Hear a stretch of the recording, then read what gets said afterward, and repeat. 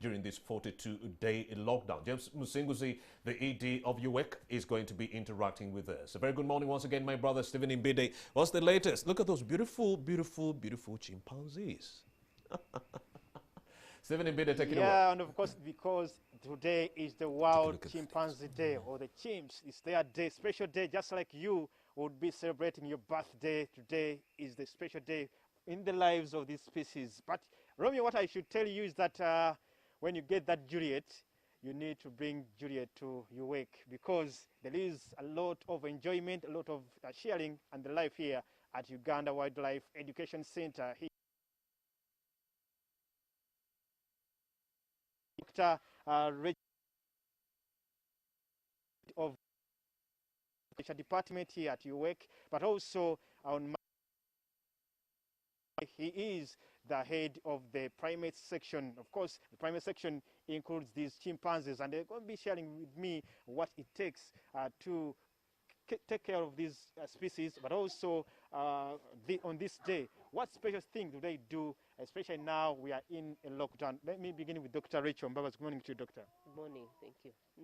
I would say lockdown, but I know this would be like on a day like this. I know many people will be flocking here, especially the chimp lovers.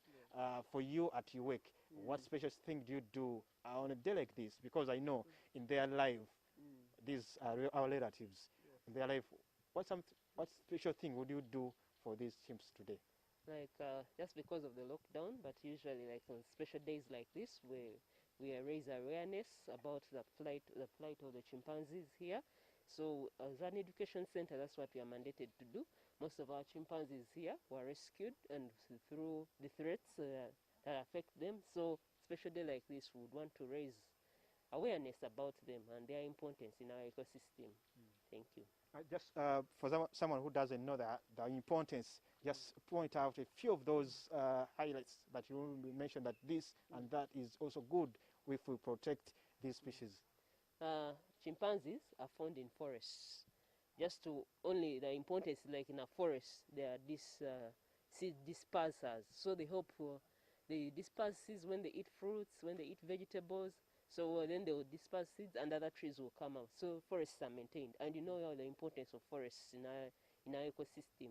They help us with the rain and what. If we cut them down, that's what happens. That's why we have some of these chimpanzees here.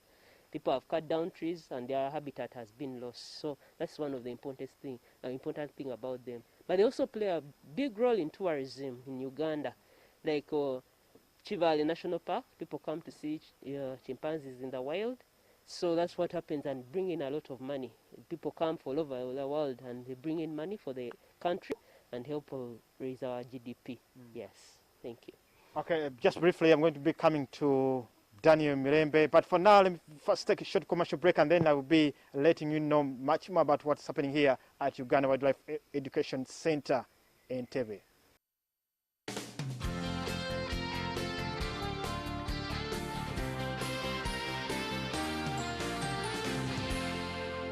You're watching Morning at NTV.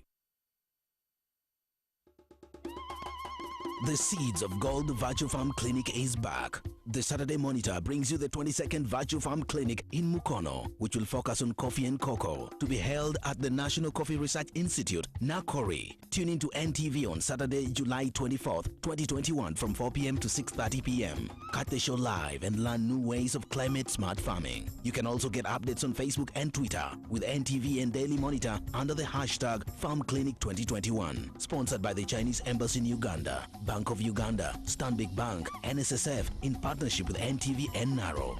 Seeds of Gold, smarter farming for bumper harvests. On the next episode is brought to you by... On the next episode... So Pedro ran away from home again. Well, seems like everything happened while I was in Tokyo. It's been so crazy around here that I've been disorientated. Hallelujah! The guy finally opened his eyes, huh? Keep the jokes for later, Henda. Because now that I'm out of the house, out of Devo, you are going to help me. Me?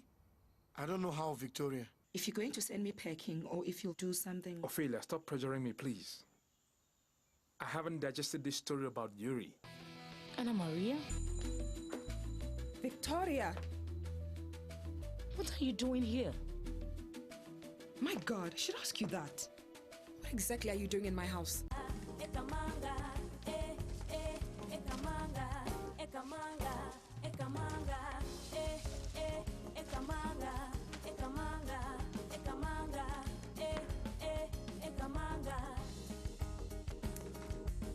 It's my money.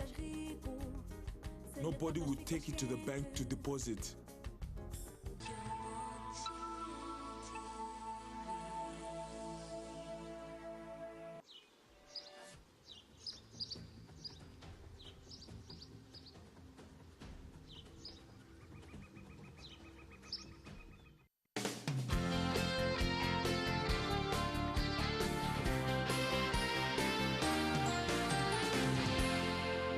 You're watching Morning at NTV.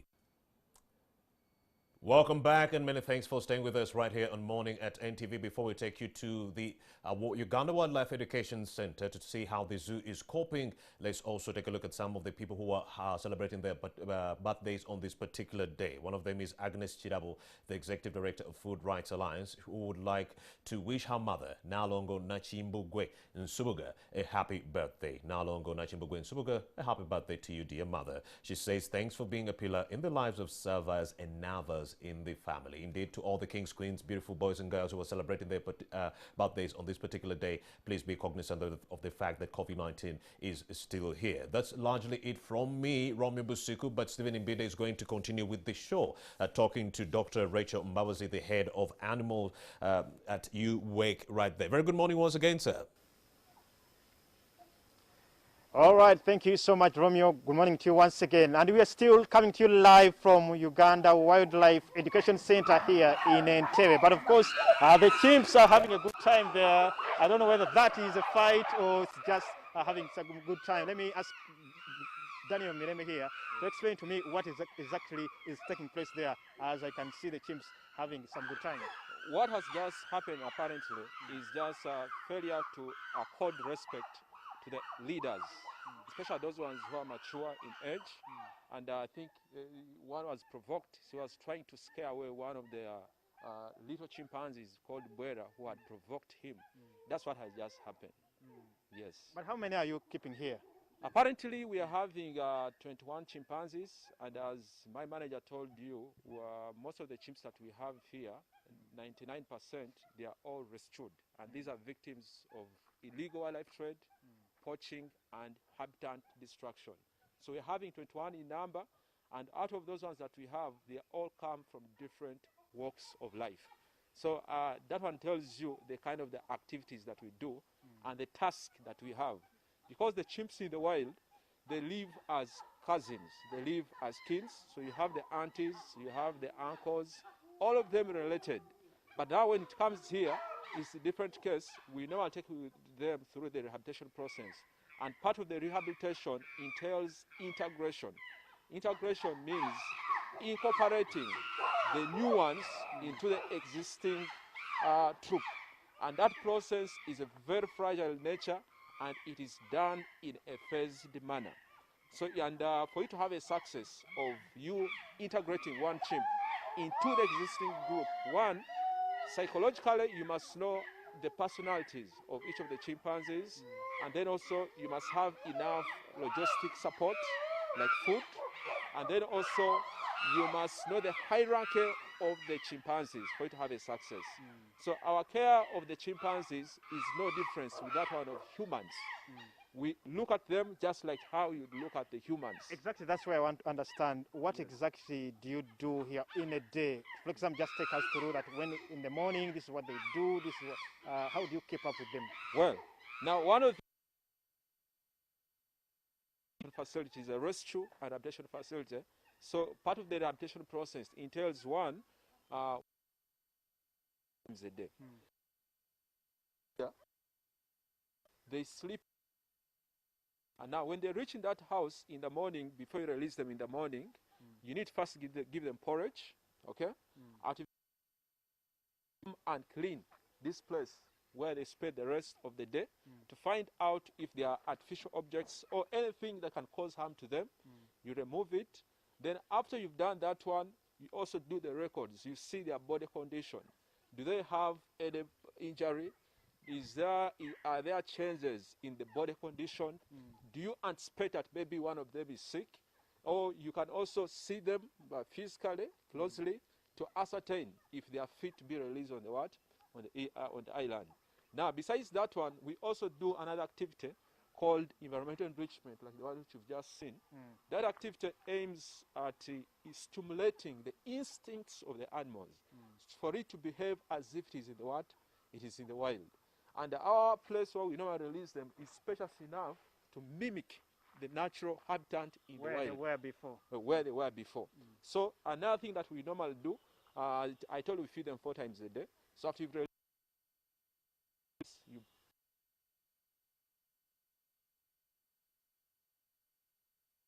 you feed them with tubers, starchy food, okay? To take them up to 3 p.m. When it reaches 3 p.m., we give them fruits. And later in the evening, we bring them back into the house. And when we bring them back inside, we give them porridge. Each one of them takes 1 liter with eggs, pumpkins, and all the vegetables. I think that serves enough to explain why they're closest they're our closest relatives. But also, as I go to back Dr. Mbaba's there, I just want to understand, we are in a lockdown.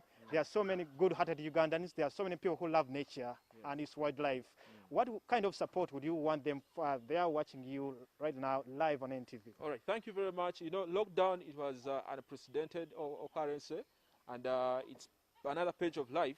But you see, this is life, and life has to continue. You cannot take them back into the wild. So we want to appeal to all Ugandans, even those ones who are not Ugandans. Conservation is a collective responsibility. Like the manager talked about how they disperse fruits. Now, I would ask a question that who planted Mabira Forest?